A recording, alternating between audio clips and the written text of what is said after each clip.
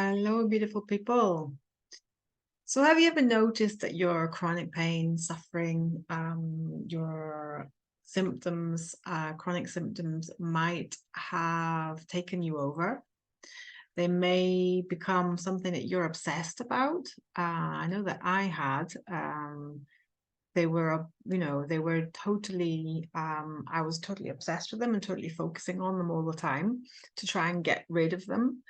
And this is very common, I find, with my clients, that they become identified with, I had as well. I became identified with the pain.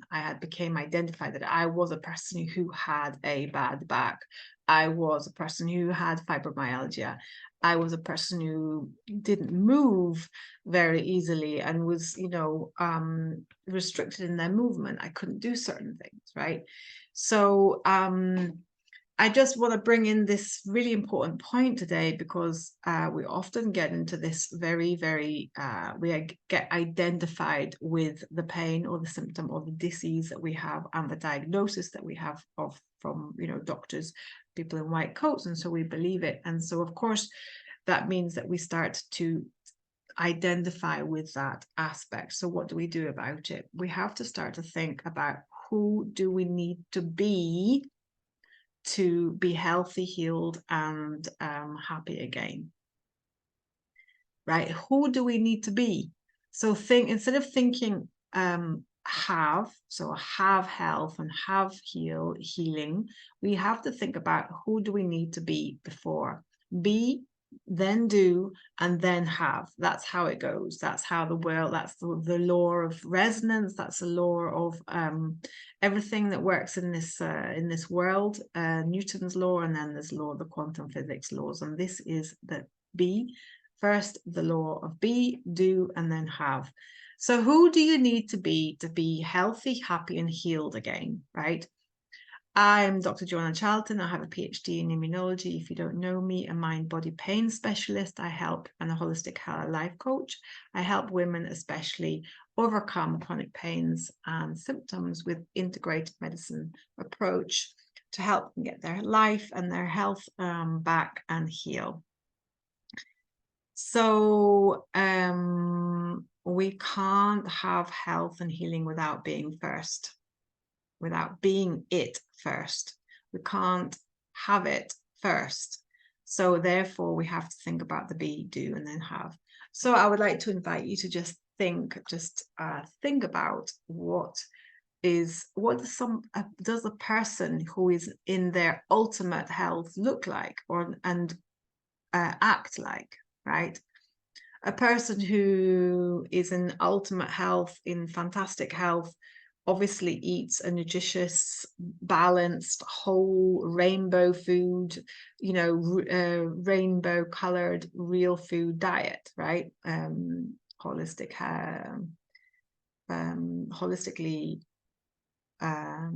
food, right? Whole food.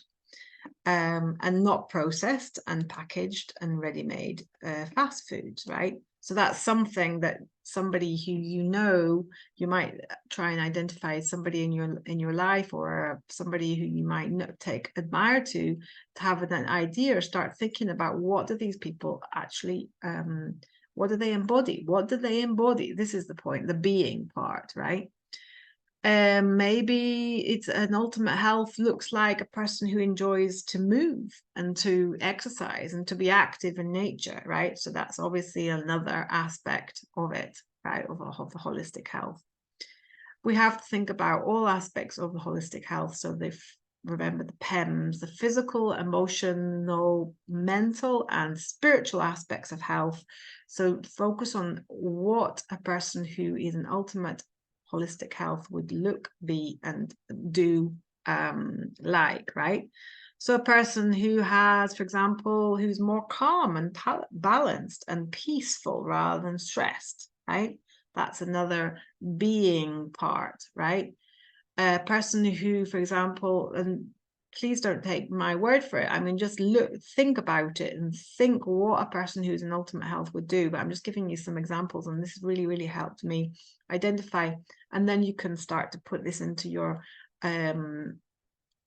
mental rehearsal, right? Into your mental rehearsal of that person that you want to become, so you can start to be that person and then do the things that that person would do, and then have the thing that person, the ultimate health that person would have, right?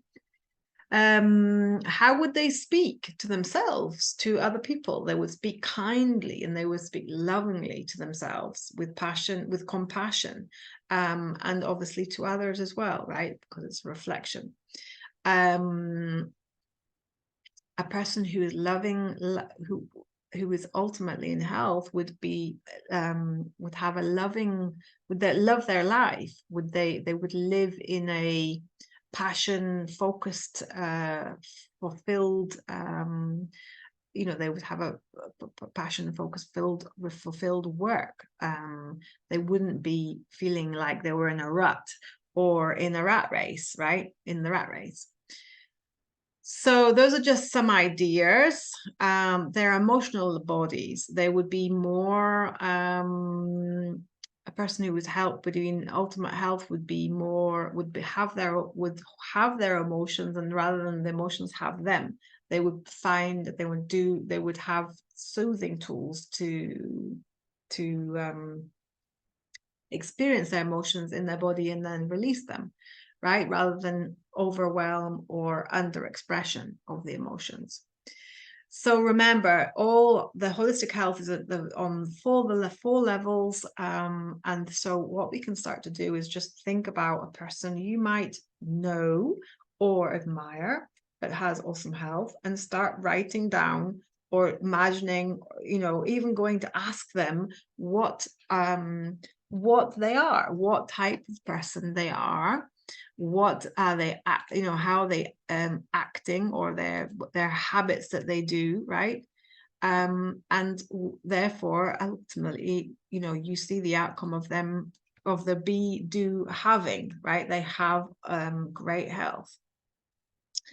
So once you've thought about what a person with ultimate health, with great health would be, then you can start asking, what would they do, right?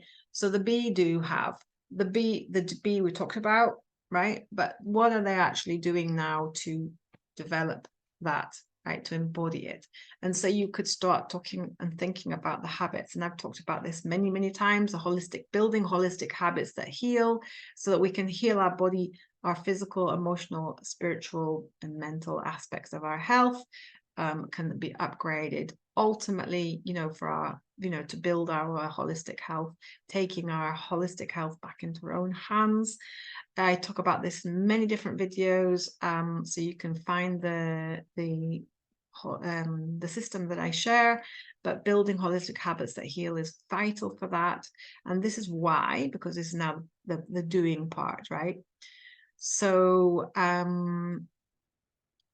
taking back your health can be done, and this is the be do have process. So if you like this video, please forward it to somebody, you know, to share this content for people if it resonated with you, and if it was helpful. Sharing is caring. And follow me for more. And I'm going to be going into the next time, I'm going to be going into the self-image and how we actually get identified with our with pain, symptoms, and dis-ease that we have been diagnosed with and labeled by, and how we can break that habit or the self-image of being somebody who is in chronic pain, with chronic symptoms, and with chronic dis-ease in their body. So I will love you and leave you, and see you next time.